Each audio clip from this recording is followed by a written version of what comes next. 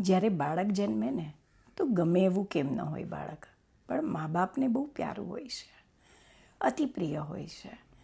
ગમે એ રહેવા દો તમે કે એનું કાંઈ પણ અંગ ઓછું હોય, કંઈ પણ ખોડખાપણ હોય, દિમાગ ઓછું હોય તો એને સ્પેશિયલ કિડ કહેવાય છે.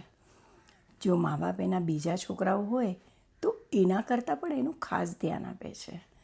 શું કામ? કારણ કે એની પોતાની જાતે એ વસ્તુ નથી કરી શકતો, એટલે સ્પેશિયલ કિડ છે. કારણ કે બીજા છોકરાઓ પોતાનું કામ પોતાની હાથે કરી શકે છે, જ્યારે સ્પેશિયલ કિડને મા બાપની જરૂર પડે છે. ત્યારે મા બાપ ક્યારે પણ પાછળ નથી હટતા. અને જ્યારે મા બાપ બુઢા થઈ જાય છે અને એક વયમાં આવી જાય છે, ત્યારે એ પણ સ્પેશિયલ કિડ જ બની જાય છે. ત્યારે એને પણ એટલી જ જરૂર હોય છે છોકરાઓની.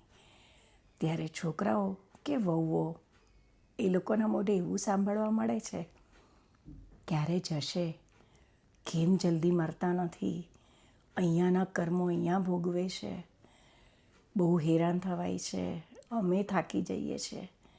તો આટલા મોટા કરતાં મા બાપ નથી થાક્યા તમને? અને તમે મા બાપ માટે આવું વિચારો છો. જ્યારે મા બાપને જરૂર છે તમારી, તો તમે બિંદાસ કહી દો છો કે અમે નહીં સાચવી શકીએ. 4 છોકરાઓ મળીને એક મા બાપને નથી સંભાળી શકતા, અને એક મા બાપ એ 4 છોકરાઓને બરાબર રીતે ઉછરે છે. વિચારજો.